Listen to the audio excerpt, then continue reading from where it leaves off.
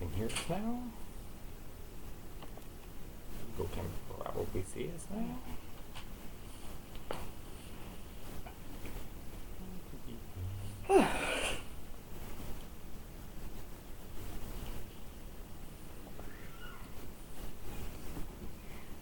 That's not gonna work.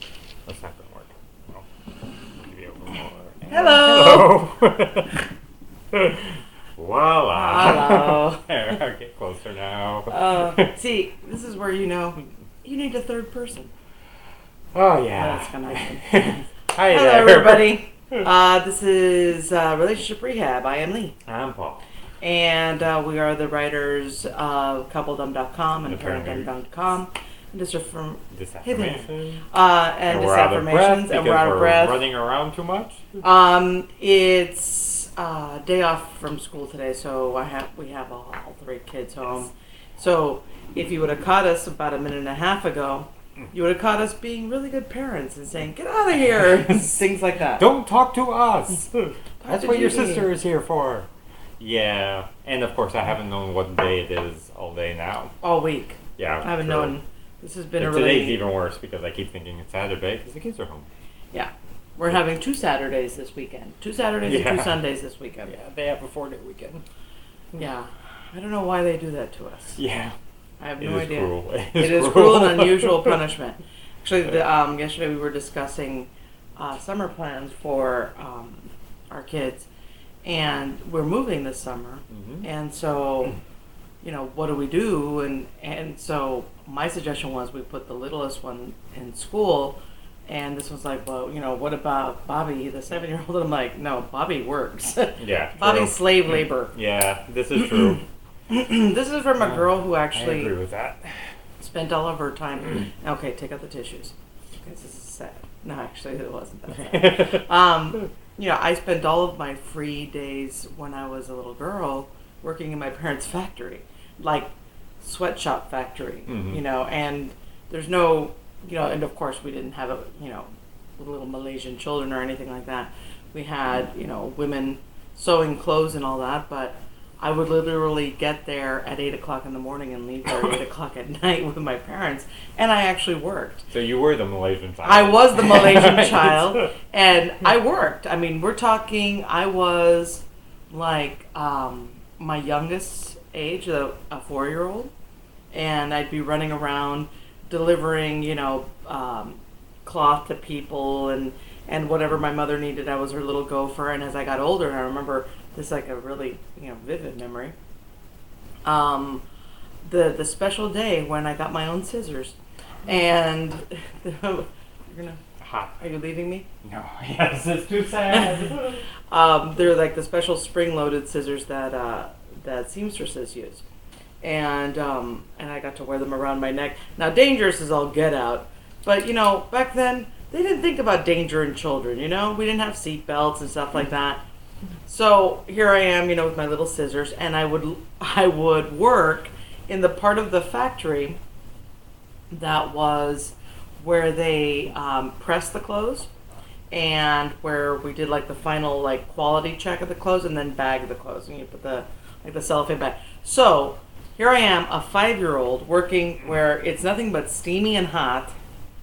I have my own scissors. Yay. And plastic bags. We wouldn't let any kid in that situation That nowadays. would be a child services moment now. But for me, that was I was like a pig in slop. I was so happy back then. So, I mean, I tell this story. I remember I told my dad this story. You were there. I told my dad this story recently, and he just laughed like I was tickling him. And he's like, "Oh, you never did that." And then he goes, "Yeah, I remember what you did." So yeah. And we all worked there. I mean, my sister actually, got to the point where she could actually use a machine, But my parents sold the factory long before I could do that. Aww. So I never really got to ride a machine, which is fine because that part was boring. I liked my mom's job. My mom was the mover and shaker, and she walked around the whole thing. What a surprise. What a surprise. My mother with her little ADHD couldn't stay in one spot. Anyway, let's see. Anything else to talk about? This has been, how was your Valentine's Day? It was nice. Yeah. Ours was nice. Yeah. Yes. We spread the love out among the family. That's what we do. Yeah. Yes. You know, you cooked. I She cooked. made some yummy food. Yeah. Yes. I kicked ass this Yeah. year. She made shrimp scampi on risotto. Yeah. It was pretty good. delicious. It was Yeah. pretty good. And then we made strawberry shortcake for dessert. Yeah. And the kids were so unappreciative. Little shits. And, you know, I make them their fancy dinner on their fancy plates, and they were like, "What?" Oh, Bobby, you liked it. Bobby will eat anything. Yes. Ricky was, yeah. Ricky wasn't having it. He liked the bread though. Yes. He's all 'Cause about he's my bread. boy. He's a carb He's my loader. boy. Yeah, and anything else going on? Yeah, next week is the crazy week, but Yeah. we we missed the last show because of evil Comcast. We Yeah. don't like Comcast. Well, maybe we like them more now. Yeah. Because we got, what's that called? Xfinity. Yeah, and we're actually liking that. Yeah, but that's This just is the TV part. We'll see yeah. how it works with the whole Right. cable This part. is the first time I've ever used the word like and Comcast In the together. same sentence. Yeah, without. Or I would like to see them dead. Yes, That was the other okay. sentence you used. Yeah, that's true. Yeah. But no, it was so frustrating because we lost everything: TV, phone, and internet 'Cause on we're Thursday. bundled. Yeah, on Thursday, and we didn't get it back until Friday afternoon. Mm-hmm. And this was after bitching and moaning, and it didn't really matter. Yeah. It didn't matter. And it was because somebody was trying to steal cable. Yeah, And they kind of cut into the lines and left things unplugged and that kind of stuff. because that's where we were. Yeah. And of course, it was on the same day, of course, that the house behind us got busted for pot. So, Yeah. Yeah. yeah, you know, things have taken a kind of a Wild West turn here in rural Miami. And I don't think we live in a bad area. No, we don't. We I live in just don't very know what the hell happened. yeah. It's all basically suburbia. It's either Uh-huh. old couples or couples with kids. Yeah. There's no bad element. It's just it's just easier to rent a house and grow pot nowadays Yeah. than to actually get a job. Right. Or using that as your secondary income. Yes. Yeah. Yeah. Investments have gone, don't do Don't very invest well in real now. estate. Invest in Right. herb. Yes. That's right. Yeah. Anyway, so we've been writing this week about how to get the mate of your dream, man yes. of your dream, girl of your dream. We figure everybody else gets to write things about that. Why not Why us? not us? Because I love the fact that the people writing about this stuff, I don't have a lot of respect for. And the reason being is that if you look at them, 90% of them aren't married. Mm-hmm. And the ones who, 90%. right. And the ones who are married are giving you such horrid advice.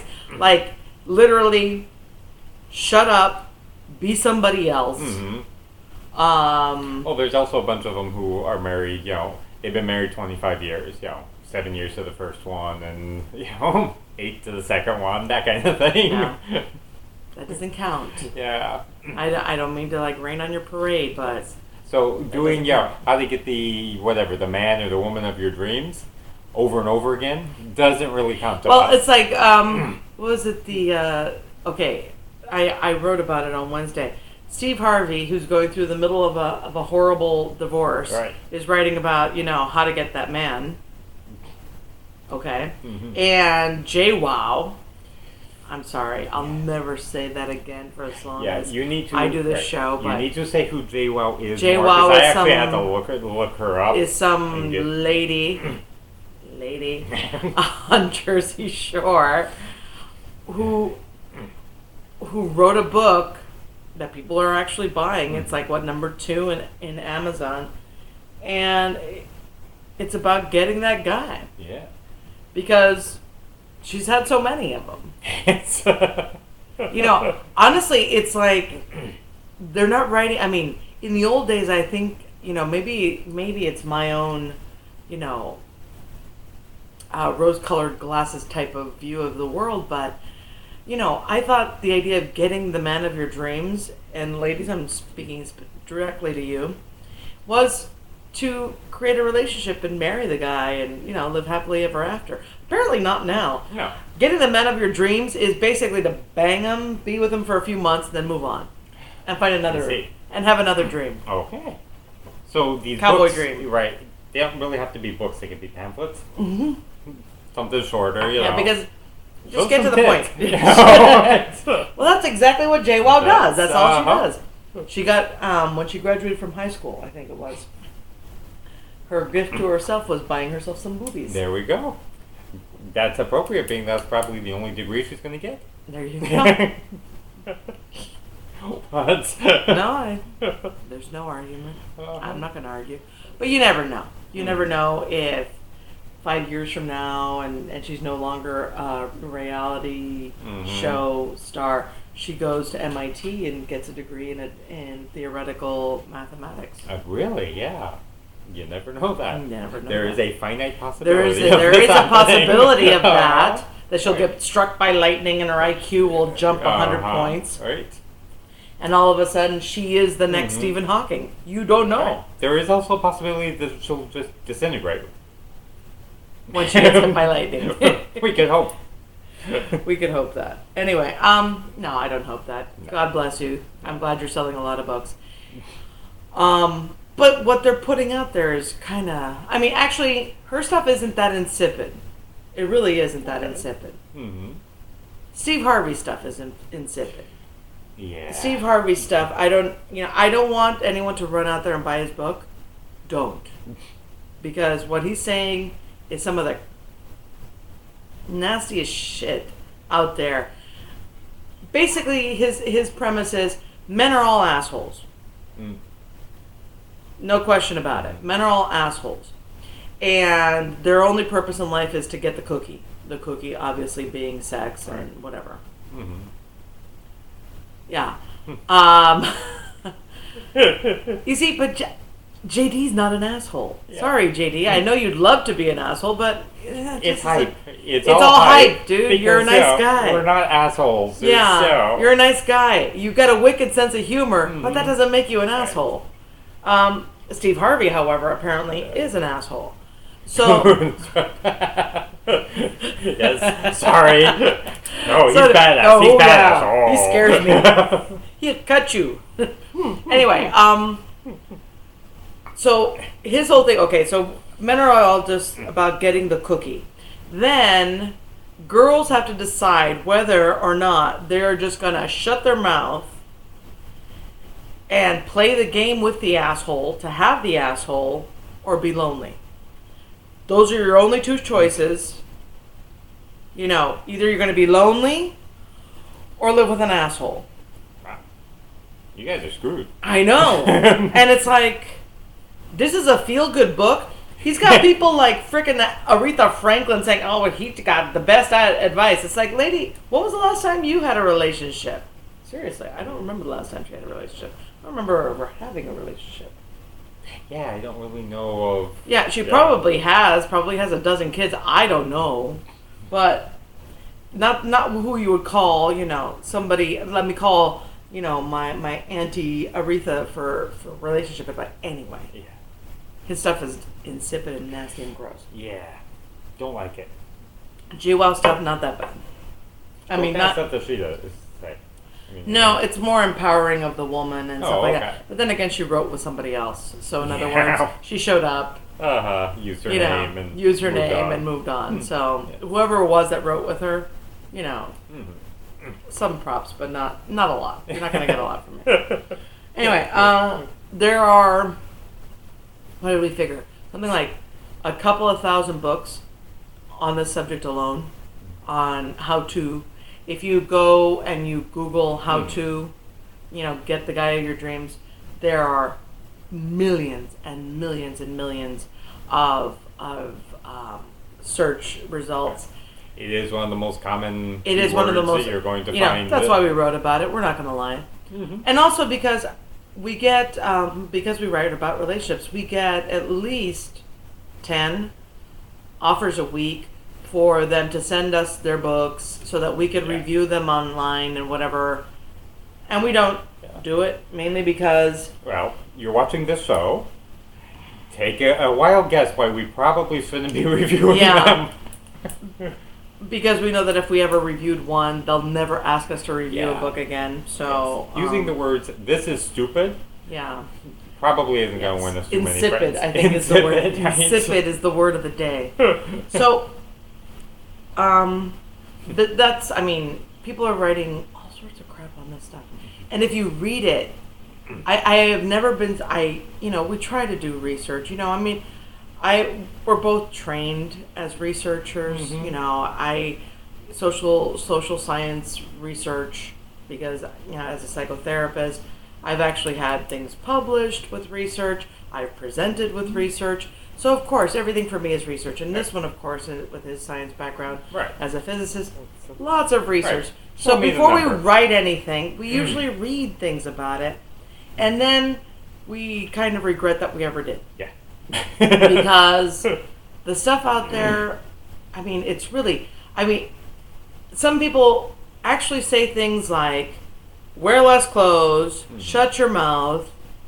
What was it? Wear less clothes, shut your mouth. There was like 4 things. And I mean, the only thing that he didn't say was like bound and gag yourself, for the guy of your dreams. And that is actually one of the top search things that you're going to find. Like if you Google it and how to find the man of your dreams, it's like one of the top 3 things that comes up, which is really sad. Anyway, so you want to know how to find the guy of your dreams or the girl of your dreams? It's very simple. Yeah. It really is.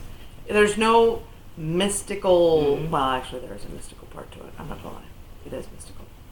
But I need to say, it is simple, and it's one of those things that it's almost like dieting, in that you can read all kinds of stuff about dieting, how to lose weight.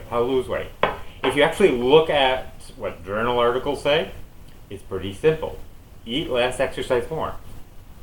And you're done. I mean, there is no other things you should do. It's not, what you eat, where you eat. No, less calories, more expenditure of calories, you will lose weight. Every article says that. Yet people don't like that answer because it's, work. Yeah. Exercise. Oh, no. No, just give me What are you talking about? Give me a pill. No, give me a pill. What do I wear? So this is kind of under the same category. Yeah. This is really, really. But you know what? The only reason why you're going to get it from us is because we're brilliant. Yeah. That's right. Yes. And so it is. And actually, if you go to Coupled On today, I will have to say that the post. No, it was yesterday's. Yesterday's post, Do It for Love, was a great post, if I do say so myself. Yes. Say so myself. I say so you said yourself. I thought it was very good. I thought I wrote that really well. I use the word pelt in it. How often do you use word like pelt in a post? Yeah. Not often enough. Number 1, be open for love. One of the problems that people do, people have, is that we say things like, I want a girlfriend, I want a boyfriend, I want, but you're not open to it. It's like, we say we want a lot of things. We want to be rich, but we have such negative ideas of what rich people are. Okay? This is all about, we've talked about this here many times. When we intend things into our lives, and the power of intention, and prayer, and all that other good stuff. And I'm not getting all hokey or whatever. This is all energy work. You can make it all scientific if you want to. Get what you don't want out of life. Okay. For example, people are like, I want to be rich. Now, if I ask you, describe somebody who's rich. And you say to me, and you give me the obvious ones, people who are rich, have everything they want. It's like, no, tell me about them. Give me their characteristics. Are they good people? Are they bad people? Whatever. Most of the time, people who claim to want to be rich and all that have very negative ideas of what rich people are. Right. They're selfish, they're greedy, right. They're crooks. They're crooks. They're bad people. Right. Bitchy assholes. Yeah, whatever. They're mean, whatever. Your mind can't hold those two thoughts together. If you think of it that way. I want to be rich. In other words, you want to be an asshole. Right. I want to be rich. In other words, you want to be a crook. You know, it's like, oh wait, no, I don't. I don't want to be a crook, Mm-hmm. and that one takes precedence over I want to be rich. Right. Simple. It's all about definitions. You know, it's all yeah, exactly. It's like we grow up in a society where those kinds of messages are given to us every single day. You know, why is it that okay, now Bernie Madoff is a terrible person who stole a lot of money and hurt a lot of people, okay? He gets more airplay than a child in Arizona, for example, who was shot by one of the Minutemen militiamen people. And this happened like 18 months ago. Mm-hmm. Bernie Madoff happened a couple years ago. Still, no one hears about this little girl, 4-year-old girl getting shot in the face, but we only hear about Bernie Madoff. Why? Because that's really sad, and we want to keep hearing about this rich guy being an asshole. Mm-hmm. Okay? That's important news to us because that's those are bad people. Right. It fits in our schema because then in our mind we've already gone, well, you see, you're okay without being rich because I'm not an asshole like Bernie Madoff. Right. Okay? Mm-hmm. So, if you forget about criminals like him, Mm-hmm. and you think about people like Bill Gates, Mm-hmm. how Bill Gates, and his wife give millions and millions of dollars. I mean, Zuckerberg the other day gave $100 million to a school district. Mm-hmm. A school district. And he's Very going to happy do it. school Yeah, district exactly. now. And he's going to do it, supposedly, for the rest of his life. Mm-hmm. Now, I'm sorry, I'm getting a text, of course. God damn it. Hold on, I'm trying to turn off my phone.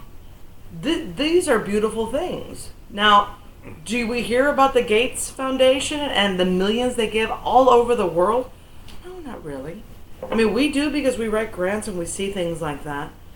But that's not the big things you hear about kind of things. The Zuckerberg thing, he's still talking about him being an asshole before. It's like, these are actually caring, loving people who happen to be billionaires. And that prosperity will actually come to you.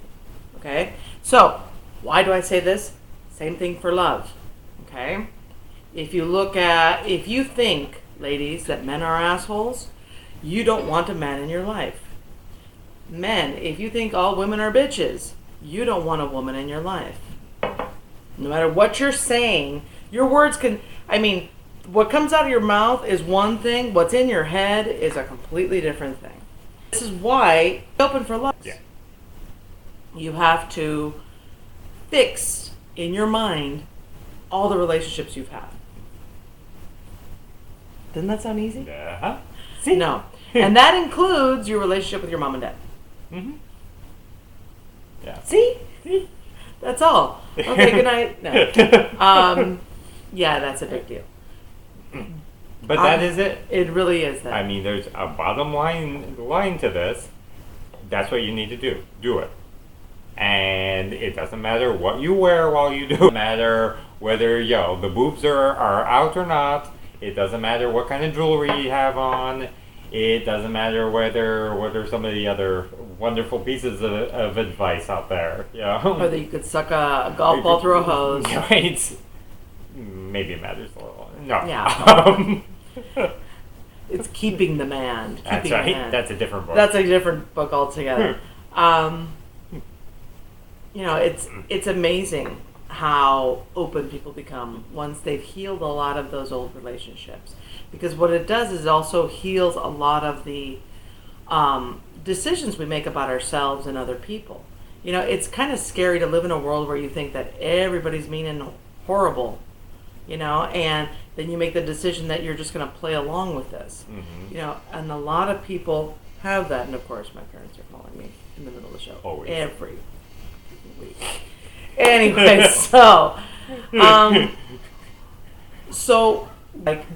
your relationship with your parents, is very, your relationship It's like your mother's is the identification of the feminine for you. Your identification of possible mate for you. Now, I know that sounds gross, but the idea is that if your dad was a jerk to your mom, what are you going to think of men?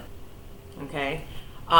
In my case, my father was the romantic. My father was, the more affectionate one and all that. So, and he had other qualities. Okay? That's a different story. Now, what do? I find myself a man that has those qualities because those are the things I cherish from my father.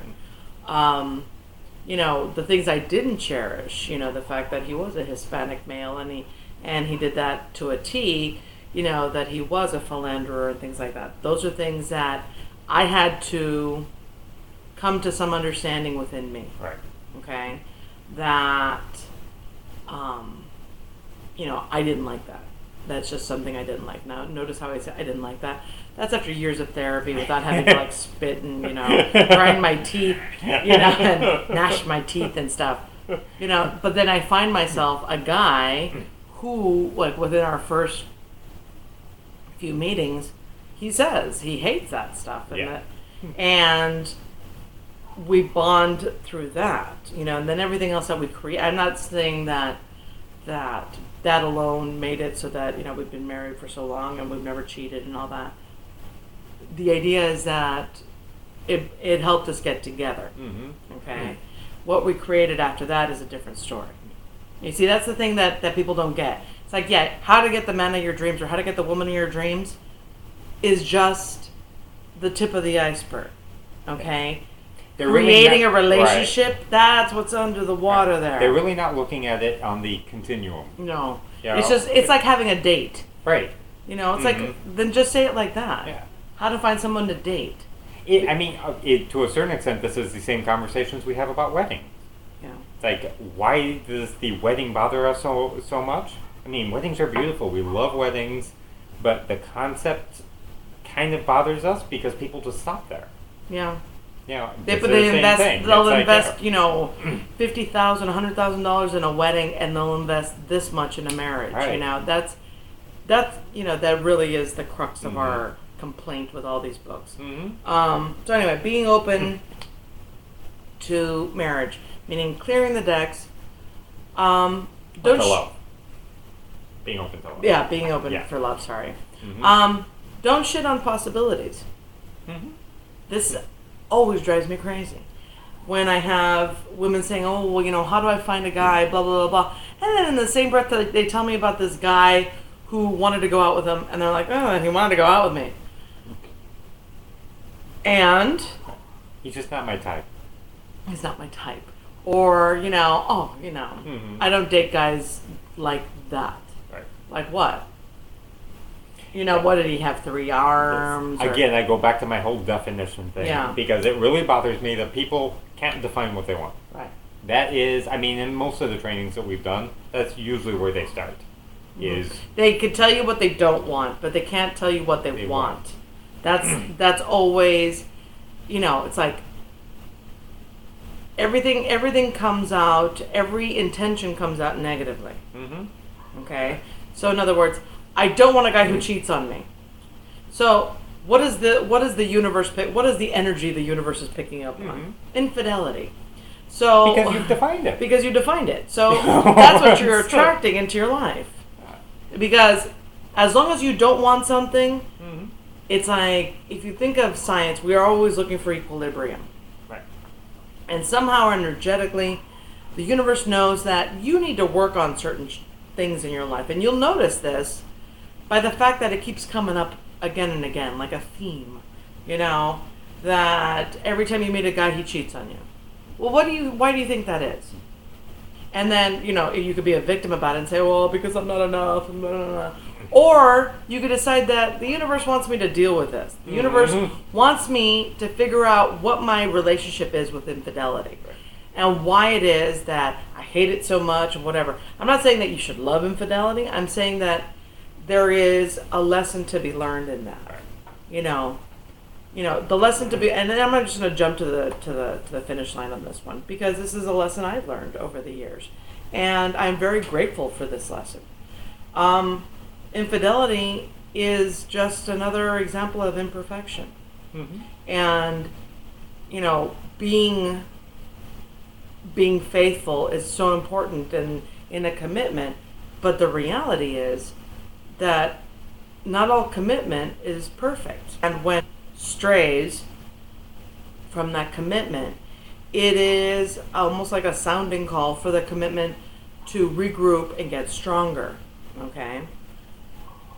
Now, each couple is going to do what each couple needs to do. My understanding of what infidelity is my understanding. I'm not going to push that on to anybody else. I have never personally experienced it. Thank you. And and I have never engaged in it. You're welcome. Yeah. But having seen what it does to families and couples over the years, I have learned this. This is not the death knell that I thought it was before. I mean, realize we started our marriage really with that. If you ever cheat on me, it will be the last thing you do. Yes. I will kill you. I will kill you. It's like, I'll shoot myself and then kill you. That's right. Yes. Divorce was never an option. No. We both pretty much went right to homicide. He went there more than me. Oh, big time. He went there more than me. And I did make the statements that, this will not happen in our marriage. It is not allowed. It would, there is no stepping going back from on that. Yeah. And I do admit that, as I've gotten older and matured, and also as I've, dealt with my stuff, became less fearful, then I understand where this could happen. And I understand that he'd still kill me, but it could happen. Yeah. It's like, I'm not saying that I wouldn't be wounded, but I don't know that I would necessarily go to, okay, this is I shun thee. I shun thee. I You're dead thee. to me. Yeah. See, that's called growing up. Yeah. And so, I mean, I guess I don't want to make it sound like, oh, look at us, we're all like so evolved and stuff. But in a sense, yeah. I mean, I think it all comes back down to perfection and what we think that is supposed to be perfect. Like, love should be perfect. Love is not perfect. Love is very messy. And it is perfect in its messiness. And, learning over the years that it's okay to be imperfect in love. So, and that's something that you take into a relationship, that it's okay. I mean, one of the things that I think that messes up being open to love is the idea that you have such incredible expectations. Yeah. But at the same time are willing to compromise them at the drop of a hat. Yes. It's like, I want all this shininess. Oh, look it, this guy does something like that deal breaker thing, but that's okay. There's value yourself. Yes. Number 2, be honest with yourself. Be honest. What do you want? Which really is kind of an extension of number 1. Yeah. Because it is the repairing all of the relationships. That is, with yourself is probably the most important one. Right. So being honest. Being honest with yourself. I mean, notice how I'm saying with yourself. Okay? Because before you can be honest with him or her, you need to be honest with yourself. Yes. 1, is this real? This is what drives me nuts. Okay, ladies, I'm going to talk to you now. Tell the guys to step out of the room and get a cup of coffee or something. It is so frightening. I mean, I don't know. Have you watched that movie? He's Just Not That Into You. Every time it's on cable and I'm flipping through the channels, I stop and watch it. It doesn't matter what part of the movie it's in. I love watching it because it is such a great example of the craziness in relationship. creating something out of nothing. You know, oh, he looked at me. Or a guy saying, oh, she gave me the signal. You know, what are you talking about? Seriously. Unless someone says to you, yes, let us now prepare and go to bed. What signal are you talking about? Is this real? Now, I'm not saying that we don't give signals. Yeah, obviously we do. But, you know, we're also saying that we interpret them very badly. Right. Yeah, and in many cases, we project a lot of signals. We interpret, signals to be whatever our expectations are of the situation. If we feel inside that they're going to reject us, they're like, oh, they just weren't into us that day. Oh, when I kissed him, he just didn't really feel like he was into it. These are all interpretations that we create. So is it real? That's a real good question to ask yourself. Is it possible? This one comes from, a situation where we have a friend who recently was in a relationship that we said from the get-go, no. Now, this is not an I told you so moment. This is more of this is a good lesson to learn moment. If there is no possibility, relationships don't work like movies. Okay? Which unto itself is an important note. Let's make that a whole chapter in this book. Yeah. If you're using movies as your template on how it's supposed to look. If you're using the exception to the rule as opposed to the rule itself, there's a problem. It's like, ladies, he will never leave his wife. Gentlemen, she will never leave her husband, or whatever. Or ladies, she won't ever leave her husband. Understand? Yeah. If you know from the very beginning that you have so many obstacles and impediments and all this stuff, it's not going to work. Period. It's not going to work. And because for the rest of your relationship, you will be fighting, or you will be like overcoming that obstacle.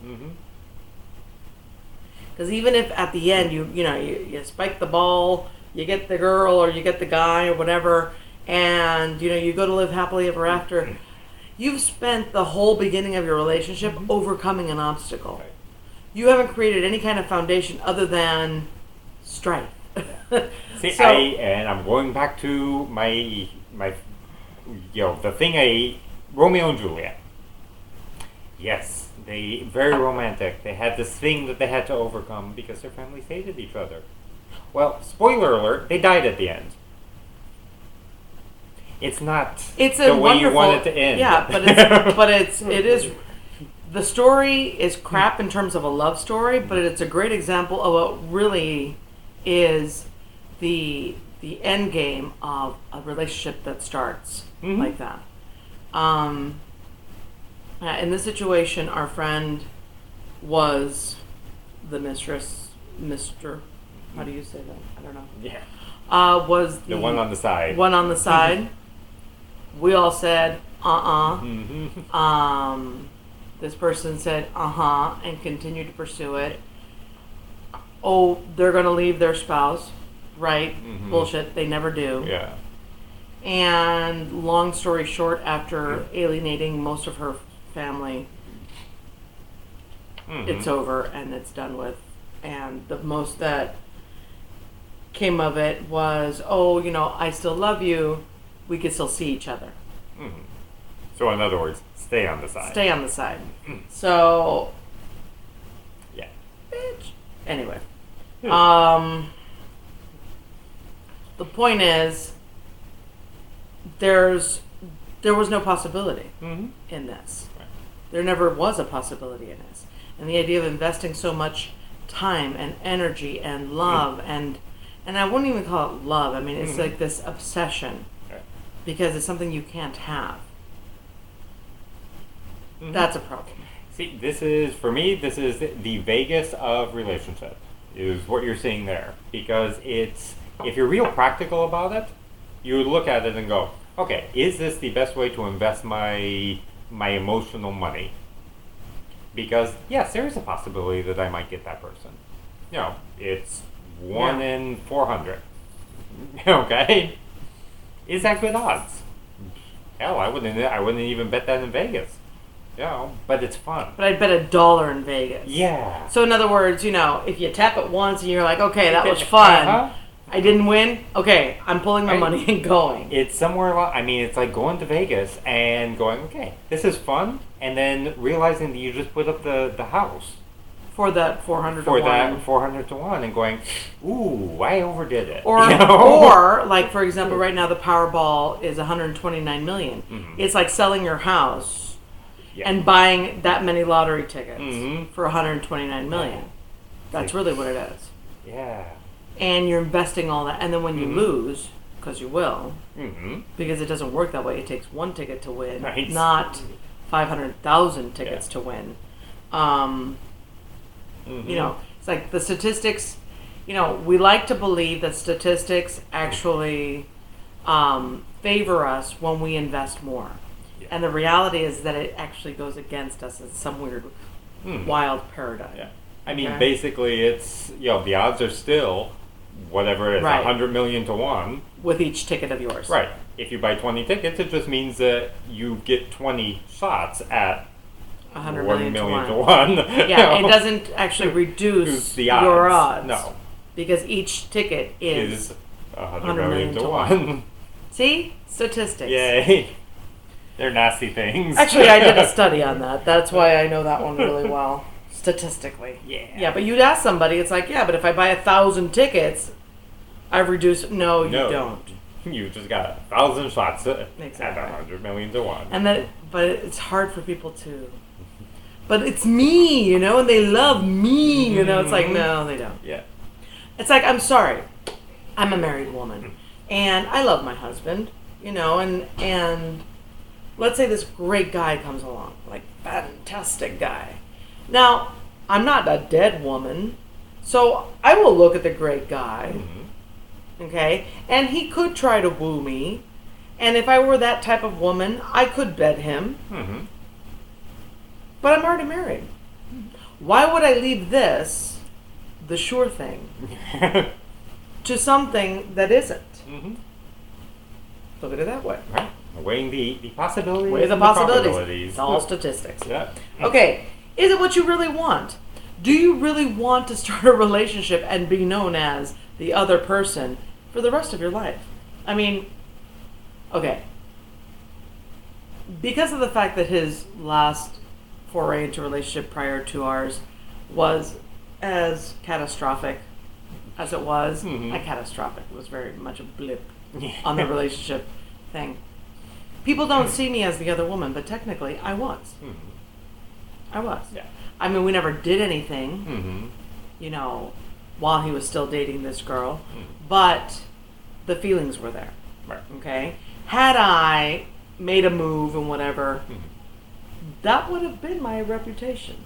Yeah. That would have been and then she made a move on him and whatever, and no matter what I did, 22 years later, married to him, giving him kids and all that other stuff, I was still the skank who stole him from another girl. I don't know. I just didn't want that reputation. I didn't care. I don't really care. Yeah, see, the knowing what you want thing, really, or the is it what you want? It goes back to the definitions and the being honest with yourself. This is all part of being honest with yourself, obviously.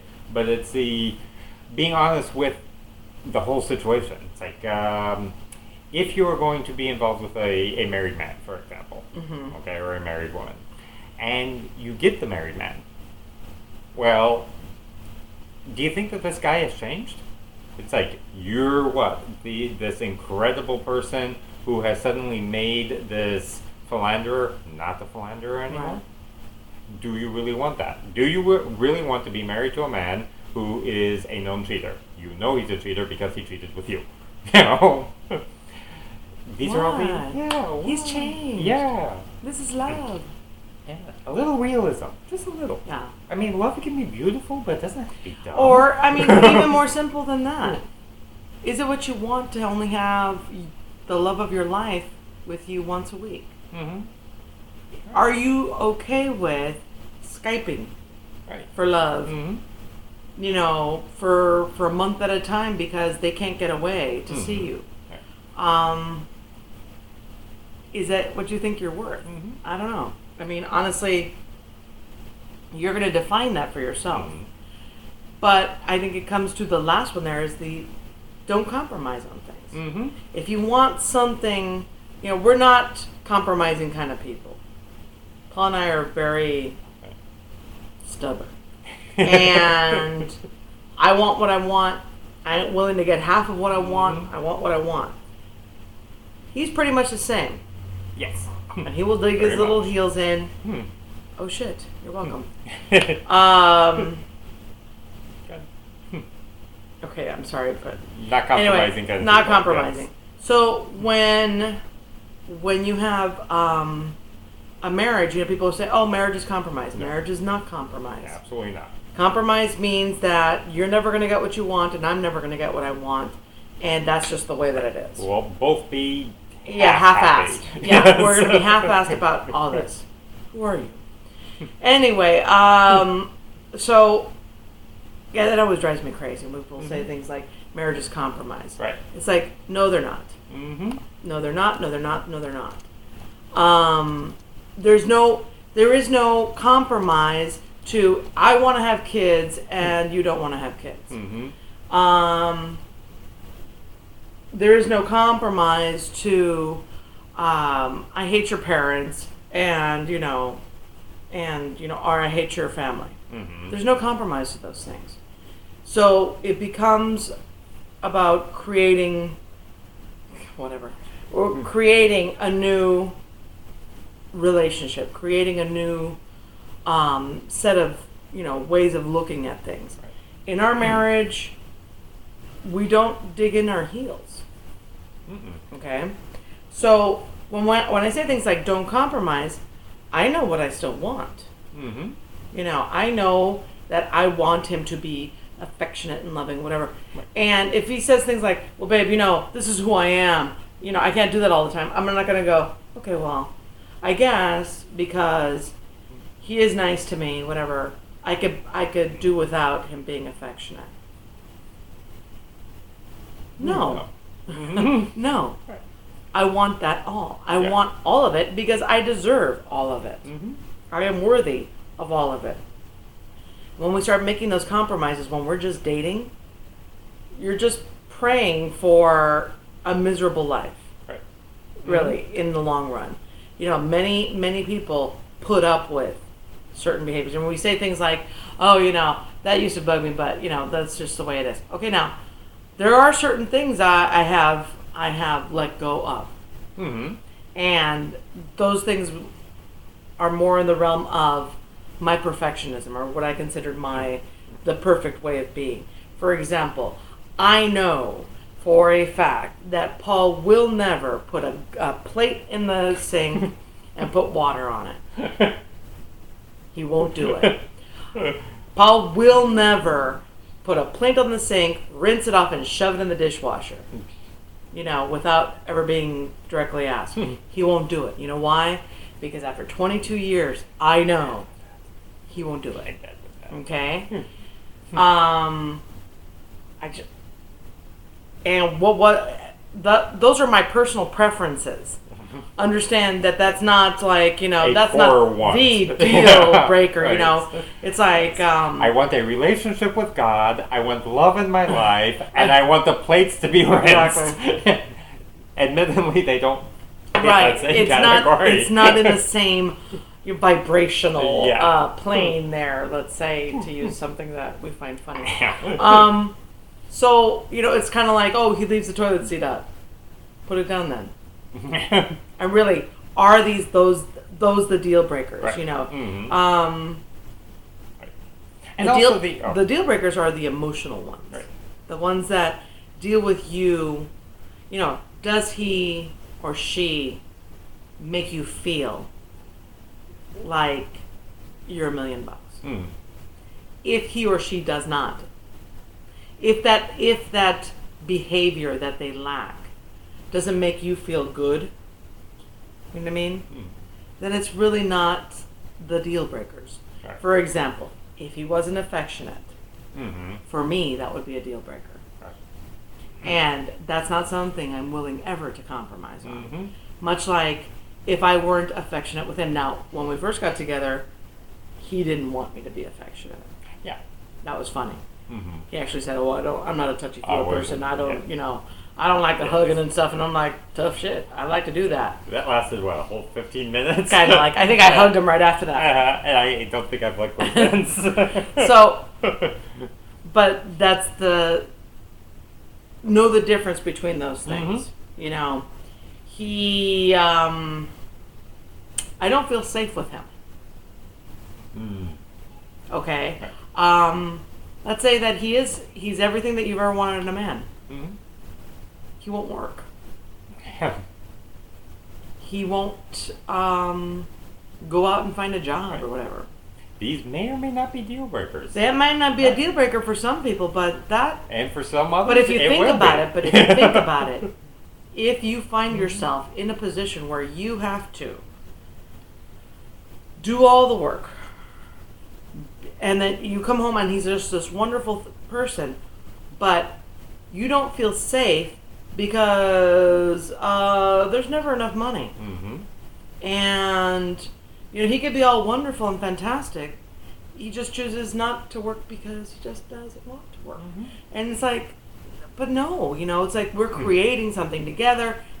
And if that becomes that could be a deal breaker for some people. Some men, some women don't care about those things. And I also want to put in that people aren't stagnant. These kind of things change over time.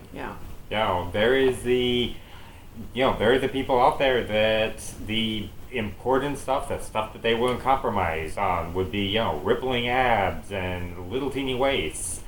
And then time goes by and the waist is maybe not as teeny and the abs are covered well, Are well insulated. Yes, well insulated.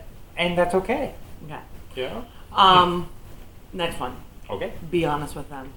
Yeah. I actually wrote in yesterday's post the idea that we go into relationships with all these veils of fakeness, and then we're surprised months later that we've all changed. Well, the reality is that we get lazy, and those veils kind of start falling off, and so then I made the example that maybe your British accent is gone, or maybe what was the other thing that I said? Anyway, the point is that maybe that you're not holding in your gut anymore. The idea is that if you go in vulnerable, if you go in honest, there's nothing that's gonna change for you. If both people go into a relationship honestly, there will never be one of those, oh God, I hope they never find out about this, or big surprise when he takes off his toupee and he has no hair. Right. It's being vulnerable, being honest, being who you are, because that's what you're selling out there. Right. That's the only thing you've got. And notice it is also that we put this one after be honest with yourself. Yeah. Because it's real hard to be honest with somebody else when you have no clue about yourself. So you really do have to do the looking in first, figure things out, because like I said, she just did the touching thing. It's like, I actually thought that I was cold, didn't like to be touched kind of person. I figured out pretty quickly that I was wrong, but I had to be honest with myself first before I could do that with her. And I had to touch him a lot. There's that. I enjoy that part. It still does. Okay, choose to love. That is a coupledom. That is coupledom. All over. That is our mantra. That is a mantra. Yep. Just choose to love people. Before you flip them off, choose to love them. Then flip them off if you want to. Love is a choice. Yeah. Don't rush it. Let it evolve. Let the relationship evolve. that's we just want to get to the punchline.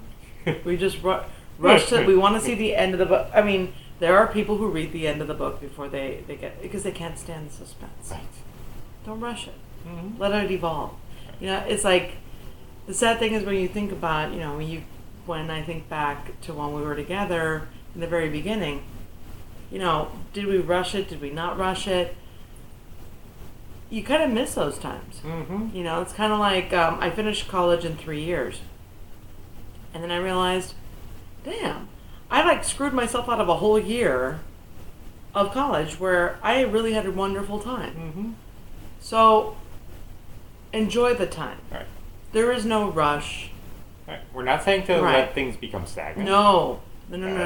Yeah. Let it evolve. Don't jump into bed right in the beginning. Mm-hmm. Take your time. Enjoy it. Languish in the kiss. Okay, so we've got 4 minutes left. Yeah. Okay, we've got a bunch of things coming up. Yeah. Not that I can remember any of them right now. Okay. Some things coming up. In the long run, we are going to be moving back to Los Angeles. Yes. We currently live in Miami right now. We're going to be moving back to Los Angeles this summer. Mm-hmm. So that is our shows are going to be taking a certain kind of theme. There's going to be a lot of letting go themes and grieving themes and making big moves themes. Why? Because it's hard for us to talk about things that we don't know anything about. Yeah. Thank you. One of the it's like right now we're in the middle of doing scholarships for filling out scholarships for our daughter and stuff. Uh-huh. That's ever present on our mind. Mm-hmm. So even being able to talk about dating is really tough when I've got Yeah. And I must admit, writing biographies with her. Yeah. Kind of. Let's just say that when she gets scholarships, it means we get scholarships. Yes. Not that we're saying that. But I actually have to ask her questions like, what's it like to have Asperger's? Yeah. Our daughter has Asperger's, right. So, And I realized I'd never really asked that kind of question. Right. What's it like to be blind? Yeah. I don't know. Mm-hmm. I mean, I'm knowing it more and more every day because more and more every day I can't see. but not because of blindness. It's called oldness. Okay, so then, but next week we're still gonna stay in the dating category because we enjoy this category. Mm-hmm. And next week we're gonna talk about your Facebook relationship status. Yay. Actually, we're just gonna talk about your status. Yes. Period. And there's something. It's kind of like having a calling card, mm-hmm. And what you tell people right. about what your status is, and the intrigue that people have about what your status is. It's in, what is it? It reminds me of Bette Midler, a routine she used to do. What was it? God, I forgot what the show was. Anyway, but she was like, it's like last call at the Love Bar because it's, everybody needs to know where do you stack up mm-hmm. in the relationship world for some reason. Tell me, what's going on with you two? Mm-hmm. Oh, nothing. We're just, no, are you boyfriend and girl? You want to know, it has to be really specific. It has to be, and the relationship status thing on Facebook has changed that a bit. Yeah. Because it's complicated, single, whatever. Mm-hmm. How you're putting yourself out there. Mm-hmm. So it's not just Facebook, it's everything. Right. So it is the internet version of wearing a ring, plus having a bunch of other types of rings to, and kind of. So I mean, relationship-wise, it's a very intriguing mm-hmm. thing to tackle next week, and we're looking forward to writing about it and you reading about it and talking about it next week. Mm-hmm. See what we come up with. About 30 seconds left. Got about 30 seconds left. What else? I don't know. It's going to start getting interesting for us. Very soon and very fast. Yeah. So, I think next week we'll also probably have our Oscar picks that we're probably going to throw out there at the very end. Mm-hmm. We only have one more movie to watch, 127 hours. We have actually seen 9 out of 10 of the big nominated ones. So, that'll be fun. Yeah. And that's it. And that's it. So I guess we can have say a good goodbye week, guys, and we'll see you next week. Bye-bye. Yay.